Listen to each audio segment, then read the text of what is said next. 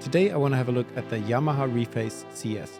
This is a great little synth and a very fun one, I think, because even though it doesn't allow you as much control over the sound as other synths do, probably because of that, it's very easy to quickly dial in a sound that makes sense. And because of the 5 different oscillator types that are available, it also offers a wide variety of different sounds. So this is, in my opinion, the perfect synth if you haven't gone down the rabbit hole of synthesizers too far yet, but are curious, or if you have gone down that rabbit hole and want something that for a change lets you focus on the music making and just doesn't allow you to get too much into the nitty-gritty of sound design. So what I want to do today is go over what all the cute little faders here do. Maybe talk a little bit about different types of synthesis. Let's start on the very left here. There's a pitch bend lever, which can be inverted if you want to use the thing as a keytar. So then it makes sense if this would go up. Then there's a master volume control, a octave switch to transpose the keyboard in octaves with 5 positions.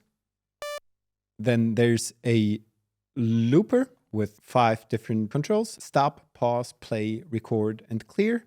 If you move the fader down from the clear position to the record position, you'll hear a metronome, and then you can start recording your phrase.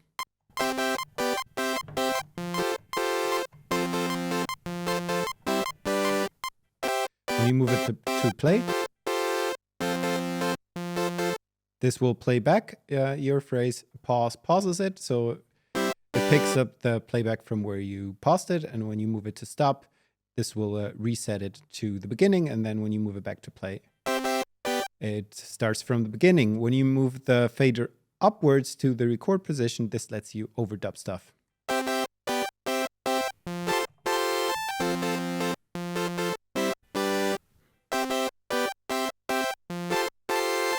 This is a MIDI looper, so almost all of the controls on here will affect the sound that is being played by your loop here. So I could adjust the filter here, or the envelope. Probably the only thing that doesn't have an effect here is the octave switch, because this is affecting the keyboard only. There's a tempo fader, which makes it faster or slower.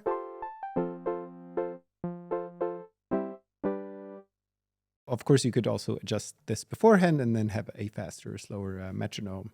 If you want to play something complex, set it to something slow, record it, and then speed it up. There's one LFO with 4 different destinations and a depth and a speed setting. So quickly, a word about what an LFO is, in case you don't know. It's a oscillator which oscillates very slowly, usually below the audible range, and it's used to modulate other parameters, so we don't have to use our fingers to do this. For example, if I set this to amp, the LFO, the shape of which you cannot adjust, I think it's a sine wave, will modulate the volume of your sound. So this basically does this.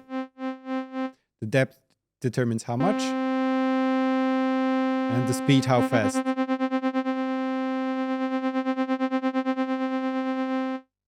The next destination is the filter. So this does this, and again, depth and speed. How much, how fast. This does go pretty fast, to the point where we can actually hear the note that the low frequency oscillator is playing. And then there's the pitch. This is probably best used with a low depth setting.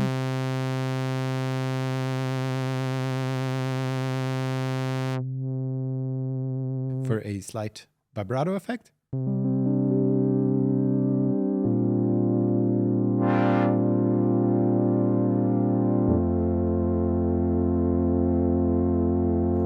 And then the last destination is the oscillator, and there it does different things depending on what the oscillator is set to, so I'll talk about this a little later. And then, like I said, it's a polysynth, but you can set this to mono also by moving this fader up 1 position. Now this only lets me play one note. It's always going to be the last one you pressed on the keyboard. And then those 5 positions give you different portamento times, which means it's still going to be mono, but the notes are going to slide from one note to the next. Very fast or slow. In the oscillator section, you can pick which synthesis type you would like to use. There's 5 different types. A saw, super saw, pulse width with pulse width modulation, a oscillator sync setting, a ring modulator, and a FM synth. I will talk about this in a moment because this is where things get really interesting, but maybe let's cover the easy stuff first. Next, there's a filter. So we're back at my simple sawtooth now. It's a low-pass filter with a control for the cutoff frequency and resonance. Quite a lot of resonance is possible here. Then there's an envelope. This can affect both the amp and the filter with this fader all the way down. It's set to the amp and all the way up to the filter. And you can mix between the two. So very quickly, a word about how an envelope generator works. This has 4 stages: attack, decay, sustain, and release. Attack, decay, and release are times, and sustain is a level. From the moment you press a key, this moves from left to right through those stages. First, this attack setting determines how long it takes for the sound to reach the maximum level.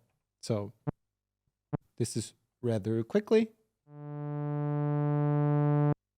And this is slower. The decay determines how long it takes to go back down from the maximum level to the sustained level.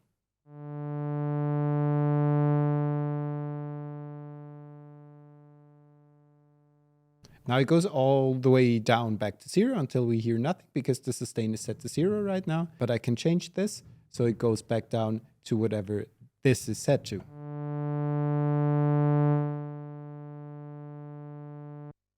And then you could hear as soon as I release the key, the sound disappears. We can change this as well with the release time.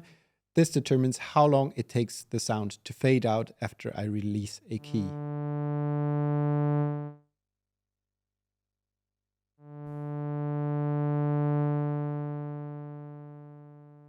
At the maximum settings, these times can be quite long.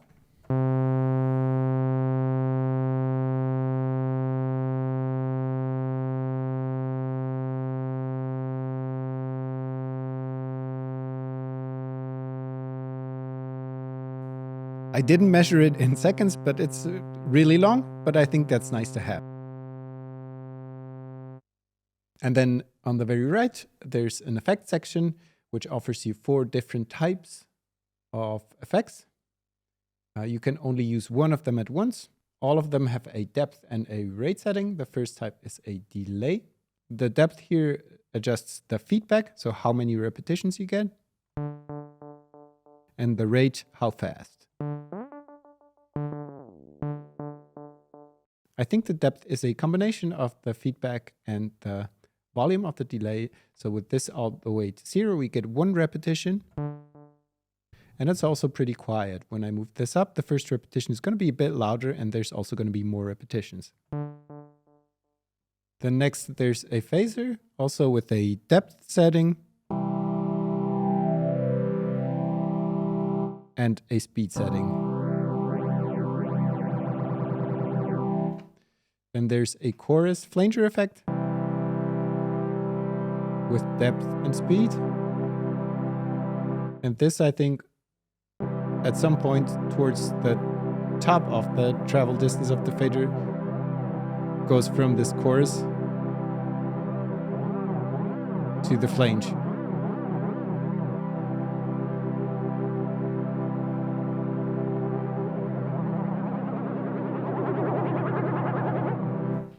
And then lastly, there's a distortion,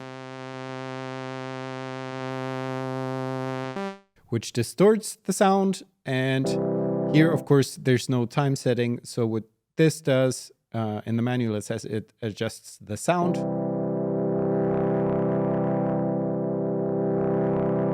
Seems to me to be kind of a gentle filter.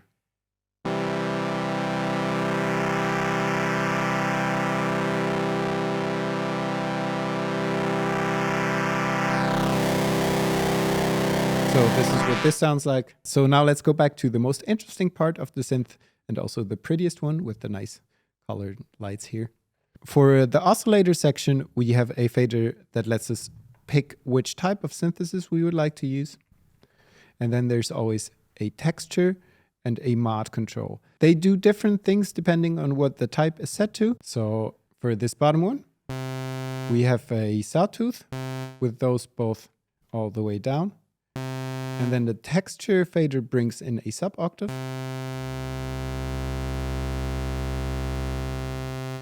And the mod slider layers multiple sawtooths on top of the first one, giving us this sound.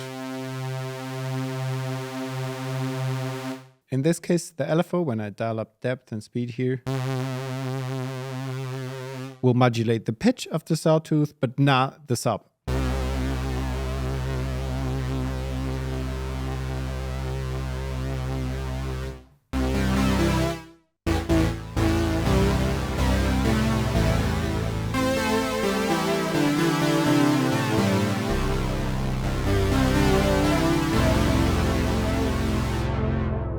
This next setting gives us a couple of pulse waves, and this texture fader adjusts the pitch of the second one. So we can tune them to two different pitches. The mod fader adjusts the width of the pulse width. Here, as you would expect, the LFO just does this, which gives us a very nice pulse width modulation sound.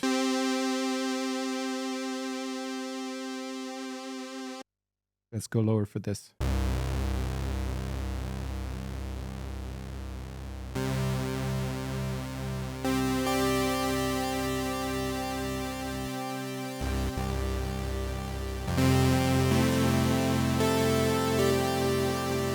Here, for example, a long release setting might be nice.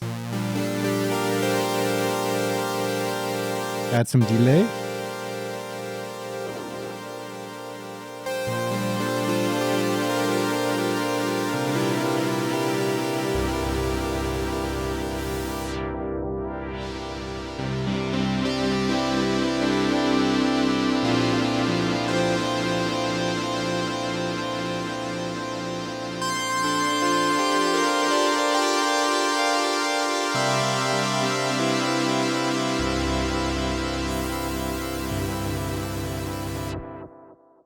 Yeah, very nice. The smart slider adjusts the pulse width in a way that with this fader all the way up, we're at the narrowest point, and all the way down, we get a square wave pretty much. So it gets narrower the further we move it upwards. And then from this position, the LFO modulates it positive and negative. So this is best set all the way down here if you're using the LFO to modulate the pulse width. Short chorus is also nice on this.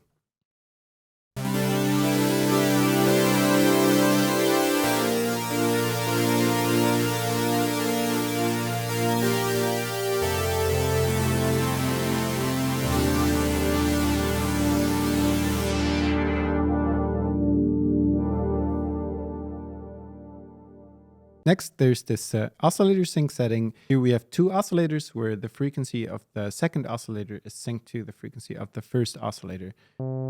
This texture fader here adjusts the sound and frequency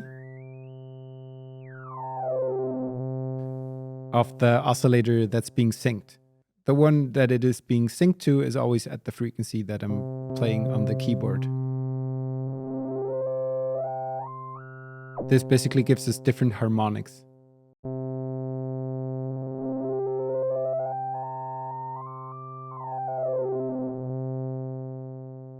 If you're not familiar with oscillator sync, what this does is basically imagine two sound waves at different frequencies. Now what you're going to do to sync those two is every time the wave you want to sync the other one to has completed one cycle, you're just going to reset the second one and start at the zero phase again as well. And this is the sounds this leads to. And here the mod fader adjusts the amount of modulation. And this is using the EG here. Now I have this only set to sustain, but if I were to use the attack here, for example, you can hear that it modulates the pitch of the oscillator that's being synced. Because for oscillator sync, this makes a lot of sense to have an envelope do this. You can hear, in addition to the sound getting louder, it also kind of does this. The second fader here is basically a depth slider, or in the opposite direction.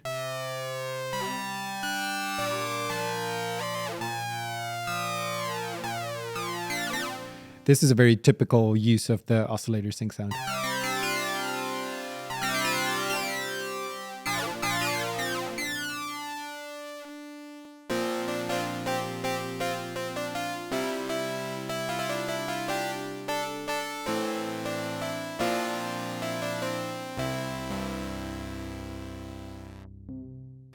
Now here also the LFO will modulate the pitch of the oscillator.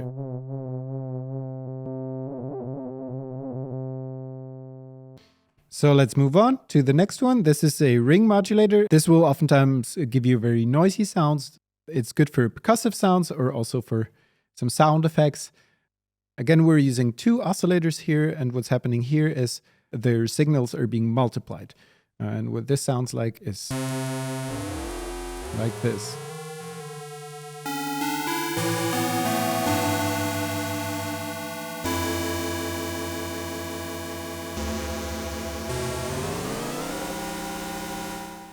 What the faders do here is adjust the pitch of oscillator 1 and oscillator 2.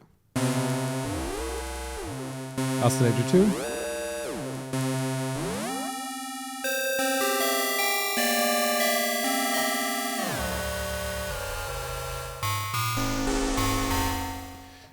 It can also be nice for effects with maybe a lot of delay and long release time for some spooky sounds. What the LFO does here is modulate the pitch only of oscillator 2.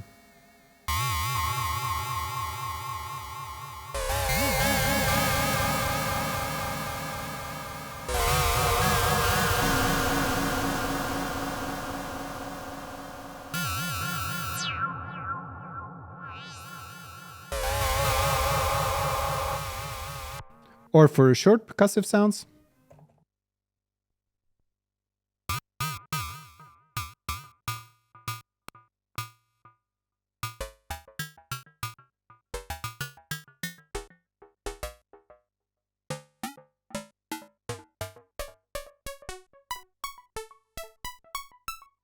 Here we get a nice pitch.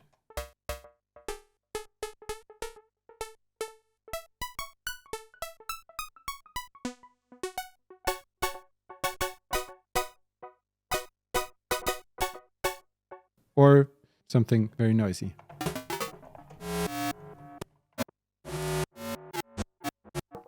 Very high, maybe? For a bell-like sound. Metallic, very metallic. And then lastly, there's a FM setting. This will,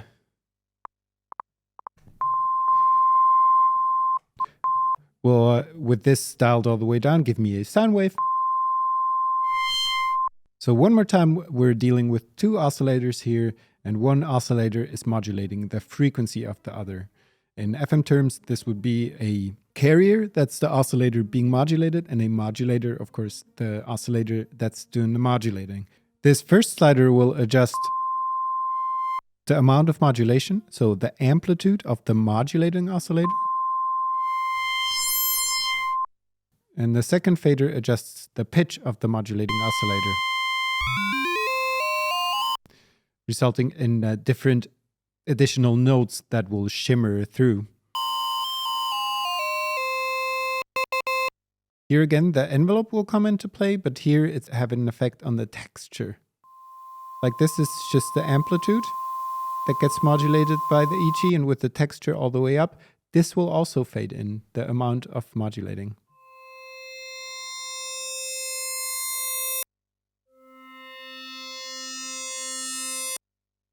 The LFO also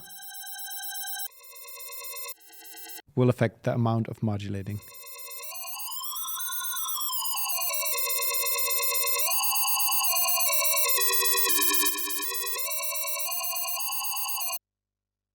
Also, this seems to introduce some kind of noise. Maybe it's feedback.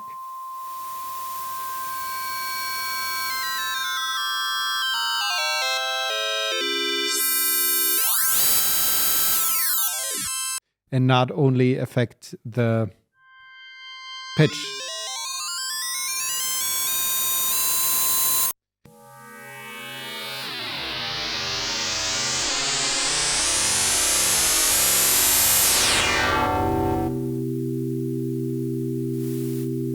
Let's bring the delay back.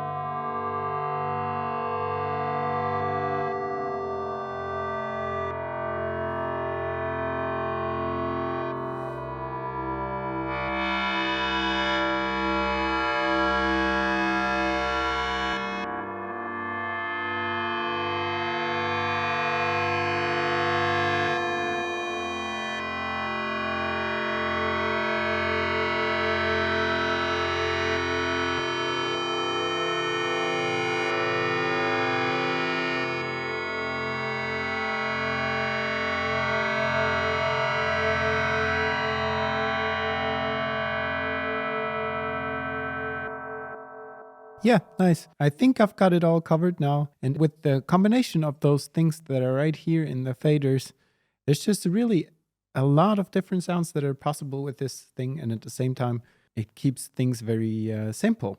Now, if there's one thing I don't like all that much about the synth, is the faders could just use a little bit more treble, because a slight touch has sometimes a huge effect on the sound, and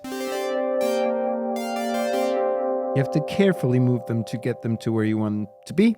But other than that, I really love it. I think it's a great synth.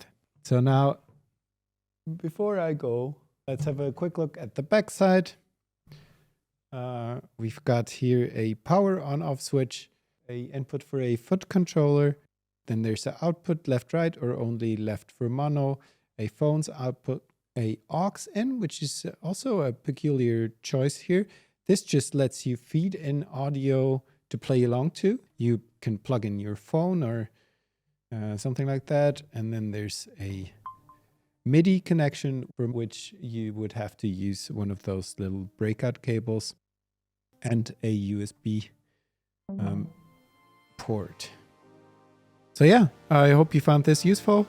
Either way, thanks a lot for watching, and bye-bye.